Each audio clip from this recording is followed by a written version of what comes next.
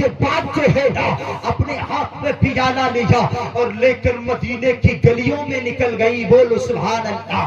چھوٹی سی بچی اپنے ہاتھ میں پیالہ لیا اور مدینے کی گلیوں میں نکل گئی. اب مدینے کے گھروں پہ جا کر دروازوں پہ دستک دے رہی ہے, کہہ رہی ہے میں اور میری ماں بھوکی ہے, کوئی ایک روٹی دے دو, کوئی دانا دے دو. اللہ اللہ, صبح سے شام ہو گئی, کسی نے ایک دانا نہ دیا. پھر دوسرے دن اٹھا اور اٹھنے کے بعد پھر مدینے میں نکل گئی, بھیک مانگتی رہی, کسی نے ایک روٹی نہ دیا. تیسرا دن جب ہوا نا پھر تیسرے دن مدینے میں نکل گئی, میں اور میری ماں بھوکی ہے, کوئی ایک روٹی دے دو. کسی نے ایک روٹی کا ٹکڑا نہ دیا. وہ چھوٹی سی بچی بھیک مانگ مانگ کر تھک گئی, اپنی ماں کے قریب رات کو آ کر بستر پر لیٹ گئی.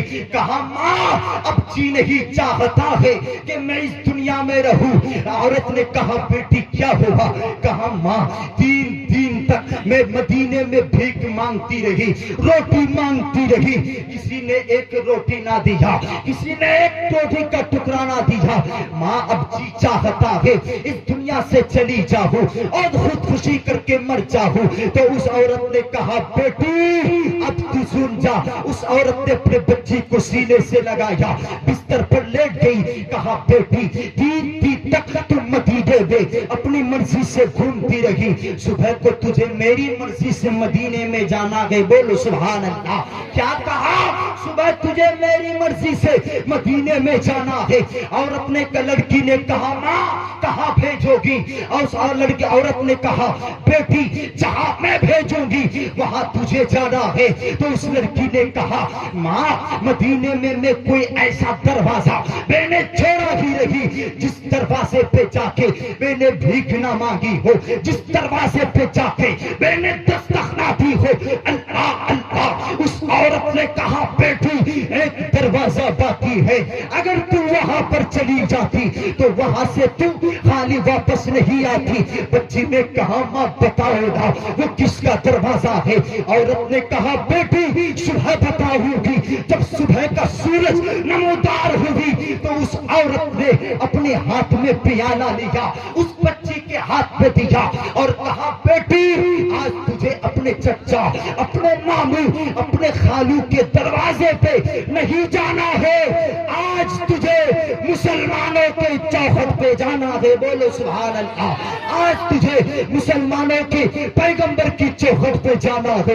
اتنی جب بات کہی نا اس عورت اس لڑکی نے کہا ماں کیا ان کی چوکھٹ پہ جنہیں میرے گھر والے گالیاں دیتے ہیں, جن سے میرے گھر والے دشمنی رکھتے ہیں, جن سے میرے گھر والے برے بھلے کہتے ہیں, اس عورت نے کہا بیٹی وہ تیرے گھر والے ہوں گے جو انہیں گالیاں دیتا ہے, جو انہیں برا بھلا کہتا ہے. تو بتا کہ تو نے اس پیغمبر کو کبھی تو نے جو ہے برا بھلا کہتا ہوا دیکھا تو دیکھ. تو اس بچی نے کہا ماں اس پیغمبر کو میں نے کبھی برا بھلا کہتا ہوا نہیں دیکھا. اس عورت نے کہا بیٹی پھر چلی جا مسلمانوں کے پیغمبر کی دروازے پہ جا کے ان کو اپنا حال بتا, اپنے ماں کا حال بتا.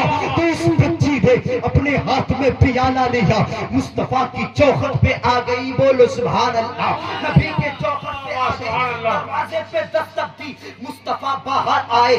آنے کے بعد مصطفیٰ فرماتے کون؟ کہا لڑکی ہوں, مسلمان کی نہیں. کہا کس کی؟ کہا غیر مسلم کی لڑکی ہو. اللہ اللہ. جب دروازے پہ دستک دی مصطفیٰ باہر آئے.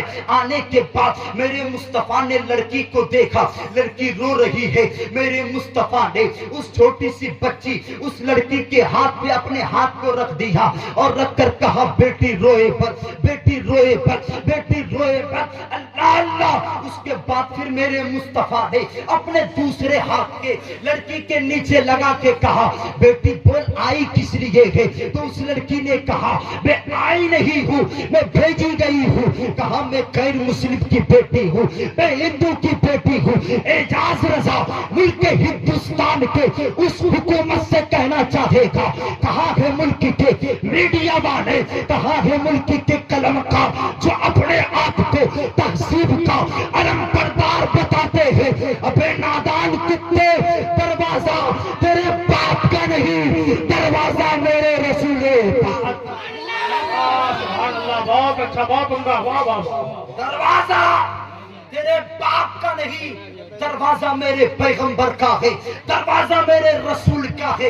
اس کے بعد چھوٹی سی بچی نے کہا مصطفیٰ یا رسول اللہ میں ہندو کی بیٹی ہوں، میں غیر مسلم کی بیٹی ہوں۔ اس کے بعد میرے مصطفیٰ فرماتے ہیں او میری بیٹی تو یہ مت کہہ تو ہندو کی بیٹی ہے یا مسلمان کی بیٹی ہے، تو یہ بتا آئی کس لیے؟ وہ لڑکی بولتی ہے میں آئی نہیں ہوں، میں بھیجی گئی ہوں، میں یتیم بچی ہوں، میرے باپ کا انتقال ہو گیا، میری ماں بیوہ ہے، تین تک مدینے میں گھومتی رہی، کسی نے ایک روٹی کا ٹکڑا نہ دیا، کسی نے ایک دانہ نہ دیا۔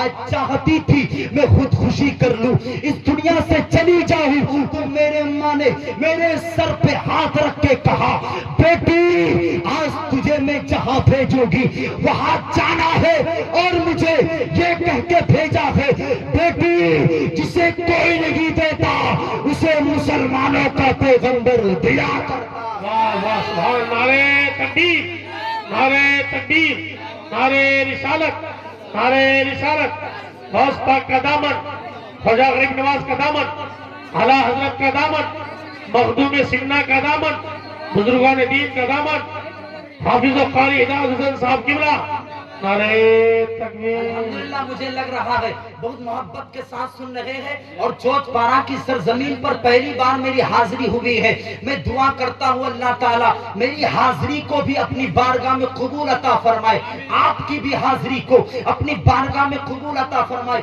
اسی بات کو میں رخصت کر کے اپنی جگہ لے رہا ہوں، بات مکمل ہو جائے۔ اس کے بعد کیا ہوا؟ میرے مصطفیٰ نے کہا بیٹی تیری ماں نے تجھے غلط جگہ نہیں بھیجا ہے، تیری ماں نے تجھے اچھی جگہ بھیجا ہے۔ کہا کہ مصطفیٰ نے اس کے بعد تو ہے نا میرے مصطفیٰ وہ چادر مقدس نکالی، اور میں مصطفیٰ کمرے کے اندر گئے، جتنا کھانا تھا مصطفیٰ نے کھانا کو لیا، اور لینے کے بعد اس مقدس چادر کو بھی لیا۔ اگر پوری دنیا کے پہاڑوں کو سونا بنا دیا جائے، دنیا کے پہاڑ کے سونے ختم ہو جائیں گے، لیکن مصطفیٰ کی اس چادر کی قیمت کوئی ادا نہیں کر سکتا۔